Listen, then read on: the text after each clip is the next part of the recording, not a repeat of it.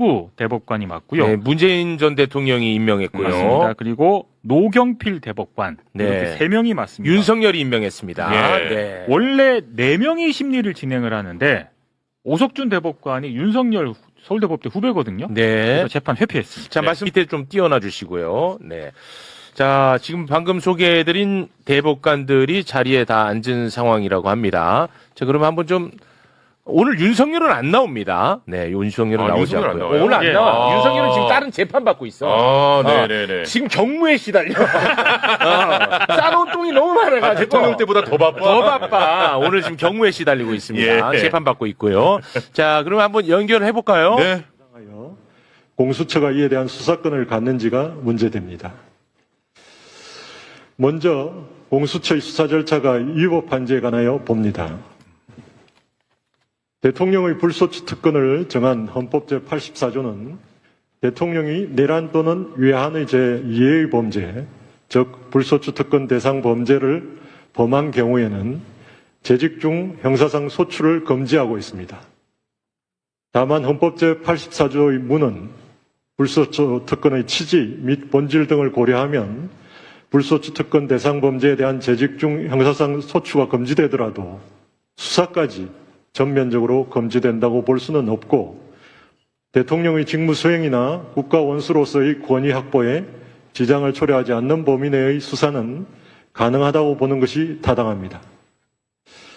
가령 대통령이 피의자인 사건을 접수하거나 관련 증거를 수집, 보존하는 등의 기본적인 수사상 조치는 재직 중에도 허용된다고 볼 수 있습니다.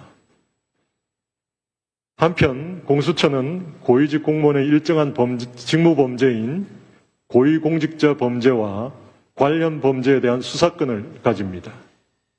공수처법 제2조 4호 라목은 관련 범죄 중 하나로 고위공직자 범죄 수사 과정에서 인지한 그 고위공직자 범죄와 직접 관련성이 있는 죄로서 해당 고위공직자가 범한 죄를 규정하고 있습니다. 여기서 수사 과정에서 인지한이란 고위공직자 범죄의 수사 개시 단계부터 종결에 이르기까지의 전 과정에서 구체적인 관련 범죄의 혐의를 알게 된 경우를 의미하는 것으로서 범죄 인지서를 작성하는 등 형식적인 사건 수리 절차를 거쳐야만 하는 것은 아닙니다. 또한 직접이라고 하면 중간 행위나 다른 원인의 매개 없이 연결되는 것을 말하고 관련성은 수사의 대상, 수사의 과정과 경위 등을 종합하여 구체적, 개별적 연관관계가 있는 경우를 말합니다. 이 사건에서 공수처는 피고인의 직권남용 및 내란 혐의 사실이 기재된 고발장을 수리함으로써 직권남용 권리행사 방해죄에 대한 수사를 개시하는 한편 내란 우두머리죄 혐의 또한 구체적으로 인식하여 이에 대한 수사도 개시하였습니다. 직권남용 권리행사 방해죄는 공수처법 제2조 3호 가목이 정한 고위공직자 범죄이므로 공수처는 이에 대한 수사권을 가집니다. 이 범죄가 불소추 특권 대상 범죄라고 하더라도 피고인을 피의자로 한 고발장을 수리하는 것이 대통령의 직무 수행이나 국가 원수로서의 권위 확보에 지장을 초래한다고 보기 어려우므로 공수처가 이에 대하여 수사를 개시한 것은 적법합니다.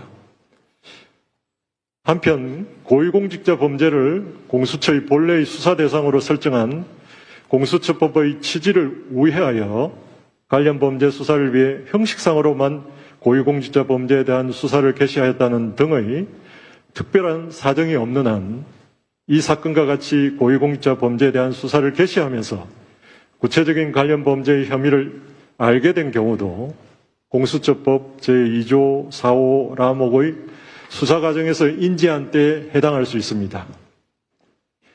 이 사건의 경우 공수처는 직권남용 권리행사 방해죄에 대해서 실질적으로 수사를 진행하였고 이에 대한 기소까지 이루어졌습니다.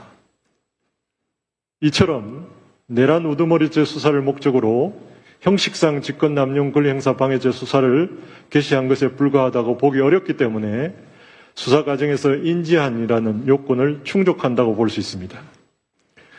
나아가 피고인의 내란 우두머리죄는 직권남용 권리행사 방해죄와 배경이 되는 사실관계가 동일하고 증거도 상당 부분 중첩되므로 수사 과정에서 자연스럽게 드러날 수밖에 없고 중간 행위나 다른 원인의 매개 없이 서로 연결됩니다. 따라서 공수처법 제2조 4호 라목의 직접 관련성 또한 인정됩니다. 결국 피고인의 내란 우두머리죄는 직권남용 권리행사방해죄의 수사 과정에서 인지한 직접 관련성이 있는 범죄로서 공수처법 제2조 4호 라목의 관련 범죄에 해당하므로 공수처는 이에 대한 수사권을 가집니다. 그렇다면 공수처가 고위공직자 범죄인 직권남용 권리행사 방해죄에 대해서 수사를 개시하면서 이와 관련 범죄인 내란 우두머리죄를 인지하여 수사를 진행한 것에 수사 절차상 위법이 있다고 보기 어렵습니다. 원심은 같은 취지에서 공수처의 수사 절차가 적법하다고 판단하였습니다. 이러한 원심의 판단에 피고인이 상고이로 주장하는 법리 오해 등의 잘못이 없습니다. 다음으로 수색영장 집행 절차에 형사소송법 제110조를 위반한 위법이 있는지에 관하여 봅니다. 형사소송법 제110조는 제1항에서 군사상 비밀이 요구되는 장소에서의 압수수색에 관하여 그 장소의 책임자에게 승낙 권한을 부여하면서도 제2항에서 국가의 중대한 이익을 해하는 경우에 한하여 승낙을 거부할 수 있도록 규정하고 있습니다.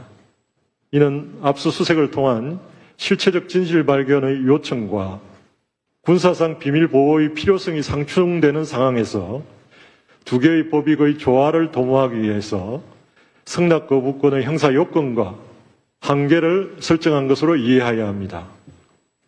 압수수색의 허용 여부가 책임자의 주관적 판단이나 재량에 따라 좌우되도록 한 것으로 볼 수는 없습니다.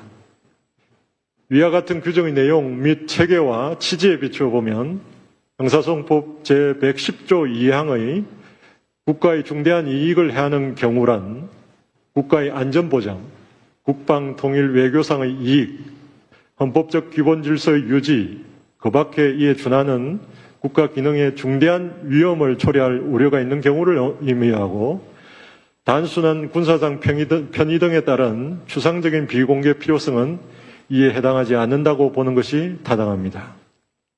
나아가 그 장소의 책임자가 승낙을 거부하기 위해서는 영장 집행으로 인해 위와 같은 국가의 중대한 이익을 해할 우려가 있다는 점에 관한 구체적이고 객관적인 사유를 제시하여야 하고 거부 사유가 인정되지 않음에도 승낙을 거부하였다면 이는 적법하지 않습니다. 원심은 해당 장소의 책임자인 대통령 경호처장이 수색영장 집행에 대한 승낙을 거부하였더라도 그 거부 사유를 구체적으로 제시하지 않았고 또한 국가의 중대한 이익을 해할 우려가 있었다고 인정되지 않으므로 승낙 거부는 부적법하고 따라서 수색영장의 집행 절차가 적법하다고 판단하였습니다. 이러한 원심의 판단에 피고인이 상고이유로 주장하는 법리 오해 등의 잘못이 없습니다.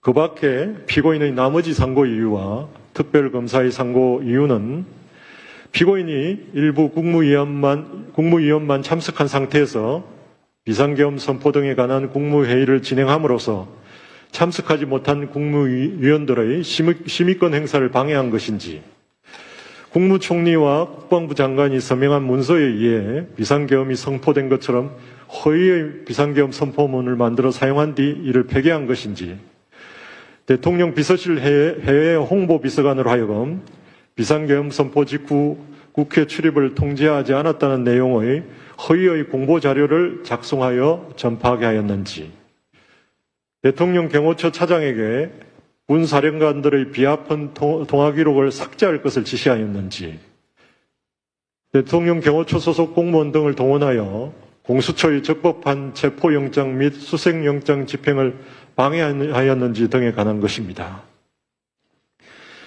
이는 대체로 원심의 사실 인정을 탓하는 것으로서 원심의 판단에 논리와 경험의 법칙을 위반하여 자유심정주의의 한계를 벗어나거나 범죄의 성립에 관한 법리를 오해하는 등의 잘못이 없습니다.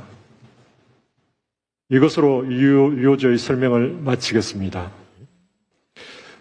관여 대법관의 일치된 의견으로 다음과 같이 판결합니다. 주문, 상고를 모두 기각한다. 판결 선고를 모두 마치겠습니다. 뭐야? 야, 큰일 났네? 된 거죠? 오늘 잘 된 겁니다. 잘 됐다, 일단, 야, 됐다.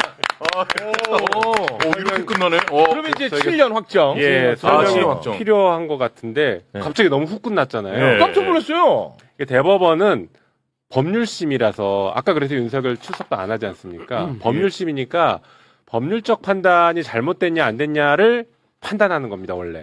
그래서 공수처 수사가 적법하냐 아니냐는 법률적 판단인 것이고요. 예. 그 다음에 수색영장 집행 과정에 법을 위반했냐 안 했냐에 대한 것도 법리적 판단이니까 이 두 가지에 대해서는 우리가 직접 판단한다고 하면서 원심 판단이 맞다, 항소심 판결이 맞다 이렇게 법률 판단을 해준 거고 예.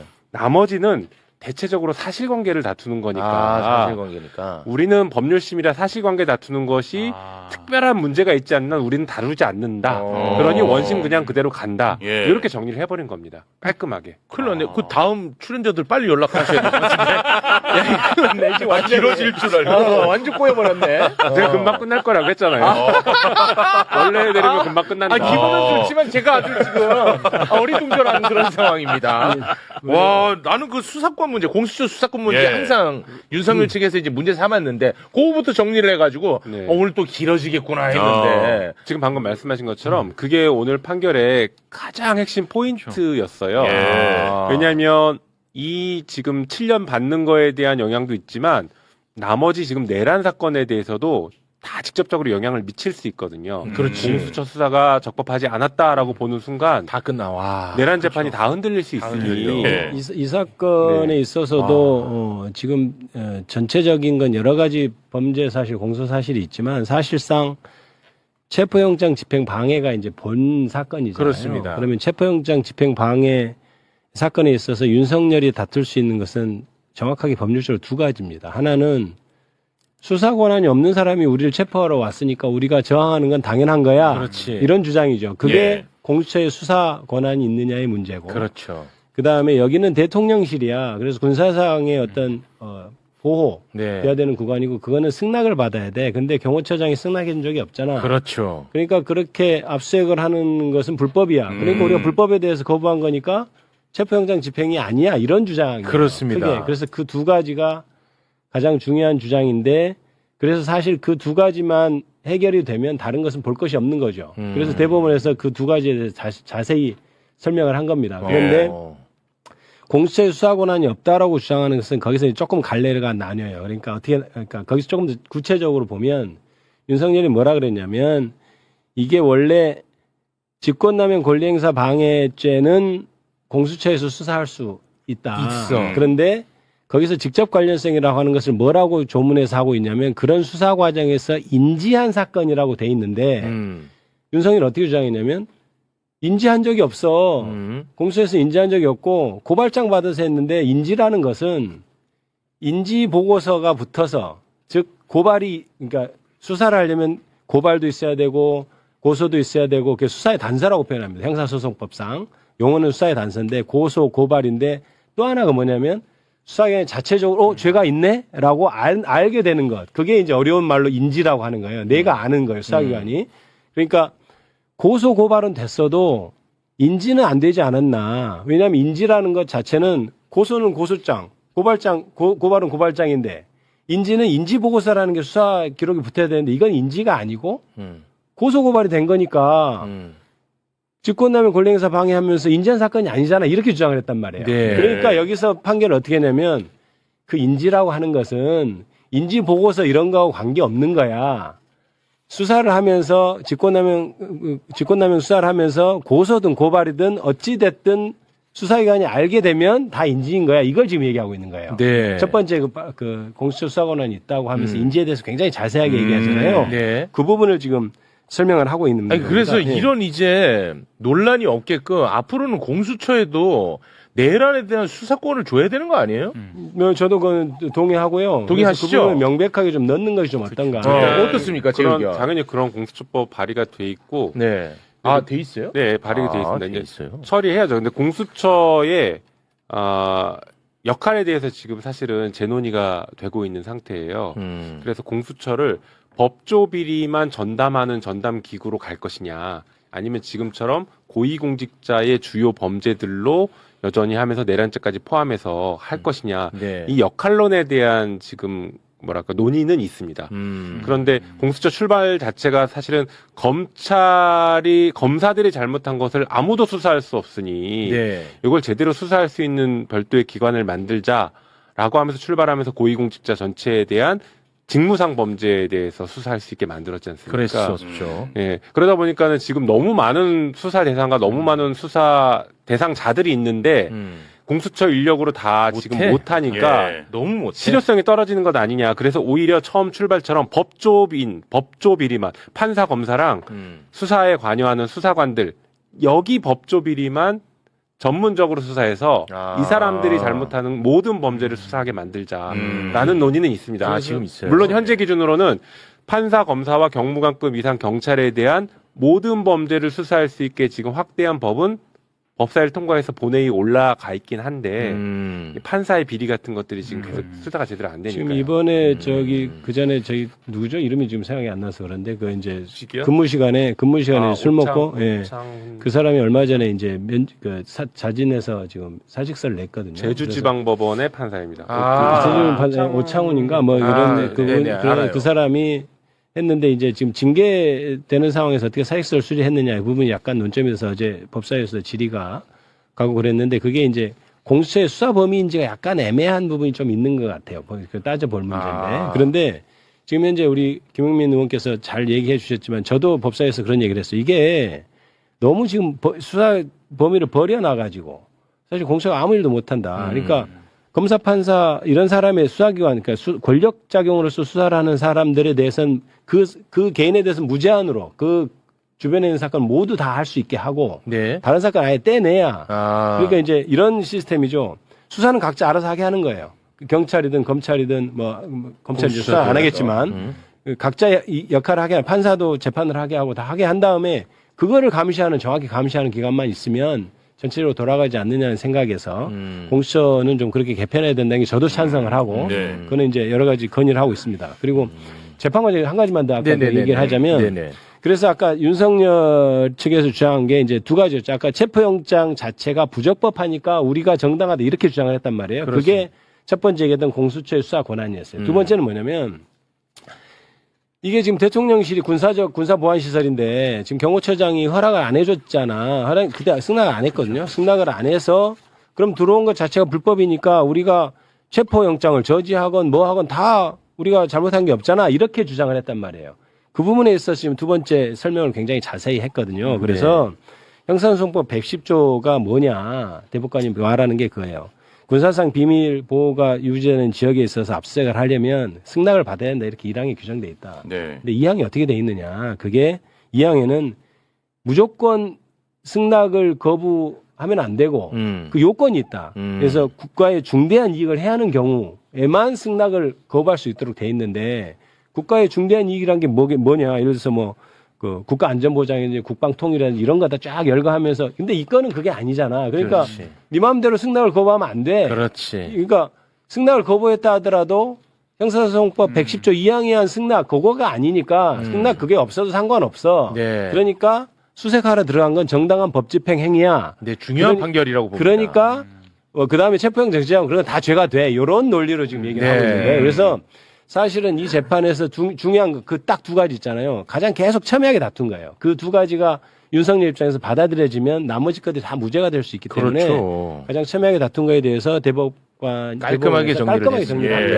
판결에 이렇게 정리할 수 의미 있는 있겠습니다. 판결이었습니다. 이게 지금 뭐 판결이 너무 짧아서 갑자기 다들 뭐 어떻게 된 거야 이러실 수 있는데 저도 좀 길게 얘기했습니다. 아니 기분은 좋아요. 아니, 너무 뭐 그렇게 느릴 필요 없어요. 근데 우리가 참 이게 윤석열 같은 찌질한 법기술자를 만나니까 우리가 이게 공수처의 관련 사건을 어떻게까지 해석해야 맞아. 되느냐를 지금 왜 공부하고 있는지 모르겠는데 압수수색할 때 국가 군사당 뭐 비밀을 뭐 지켜야 되냐 말아야 되냐 승낙 받아야 되냐 이 얘기를 갑자기 공부하고 있는데 이게 좀 황당하죠. 네. 근데 지금 어쨌든 이제 여기에 대한 평가를 기준으로 말씀드리면 당장 떠오르는 사람이 하나 있죠. 지기현. 지기현이. 윤석열 구속 취소할 때 구속 취소. 그게 핵심이었어. 예, 그때 지기현이 내건 논리는 뭐 수사권. 나를 시간으로 바꾼 것도 있지만 네. 바로 이 방금 말씀하신 수사권과 관련해서 의문 제기를 해놨어요. 다툼의 여지 있으니까 위에서 예. 한번 따져봐라. 그렇죠. 그런데 오늘 대법원에서 수사권 있다. 그렇지. 라고 명확하게 답을 준 거예요. 그럼 이제 그러니까 지기현은 이제 뭐 어디 혼내야지. 그렇죠. 지기현이 그 판결을 매우 이상하게 했다라는 것과 이 예리한 지적입니다. 항소 즉시 항고를 포기한 심우정. 심우정이 심우정. 둘 다 매우 나쁜 놈이다라는 게 이 대법원 판결로 그렇지. 인정이 된 겁니다. 예. 맞습니다. 잊으면 안 됩니다. 네, 그거 잊으면 안 돼. 중요한 아주 잊으면 안 적절한 지적입니다. 맞습니다. 네. 핵심입니다. 네. 지기현이가 지금 잘 먹고 잘 살고 있단 말이야. 맞죠. 그건 틀렸다는 것을 자신들의 형님들이 이번에 정확하게 형님들이. 판단내는 네. 거야. 형님들이. 맞잖아요. 여성도 예. 있습니다 대법관 중에. 예. 여성분이라고. 형님. 죄송합니다. 네. 누님 형님들이. 네네. 그러면 쓰리백이라고 얘기하세요. 쓰리백이 완벽하게 막아냈단 말이야. 예, 쓰리백. 쓰리백. 맞잖아. 그러면 지기현이는 최소한 무슨 뭐 자숙을 한다든가 예. 사과를 한다든가 징계를 한다든가 뭐 해야 돼. 지경 근데 그런 게 너무 안 들린다. 그렇습니다. 얘기가. 네. 그럼 제가 하나만 마지막으로 요것과 관련해서 여쭤보면서 마무리 짓겠습니다. 그러면 이제 윤석열이는 미결수에서 이제 완전 기결수가 된 거죠? 확정 나는 겁니까? 그렇죠. 이 7년은. 그러면은 서울구치소에서 이제 다른 데로 끌려가야 되는 거 아니에요? 이동해야 되는 거 아닙니다. 이상 여전히 그 다른 사건을 다른 하고 사건이- 있기 때문에 미결이라. 예. 그럼 제일 많은 사람은 유리하네. 유리하다기보다 그게 유리하면 유리할 수도 있지만 이걸 유리하다고. 유리하다고 어쨌든 계속 말하기는 받아들면서 형량이 늘어나는 거죠. 일반. 아니 근데 윤석열은 어차피 무기라 형량이 더 늘어나진 않겠지만 말씀하신 것처럼 조금 더 편하다고 말할 수 있는 노역을 하지 않는 구치소에 있는 건 맞죠. 구치소가 편한 거는 맞죠. 네. 맞아요? 왜냐면 면회 제한 같은 게 기결수는 한 달에 4번 정도밖에 안 되고 일반 면회가 구치소 같은 건 날마다 일반 면회도 되고 네. 그다음에 이제 변호인 접견도 변호사 접견도 이제 기결수는 이제 제한됩니다. 네. 그런데 이제 할 수가 없죠. 이제 미결이어야 변호인 접견이 되는 거니까요. 그러니까 그 혜택은 굉장히 차이가 있죠. 하지만 이제 다른 사건이 끝나지 않았으니까 법적으로는 그래요? 미결이어서 그건 뭐 어쩔 수 없는 것 같습니다. 그렇게 되는 거예요? 네, 네, 그렇습니다. 아니, 그러면 예를 들어서 어떤 죄를 지은 애가 이제 대법 확정 판결 받고 깜빵 생활을 하고 있습니다. 네. 그런데 얘 다른 죄가 또 있어가지고 재판을 받아. 그럼 얘는 다시 구치소로 이감시켜줘요? 그게 이제 그걸로 구속이 따로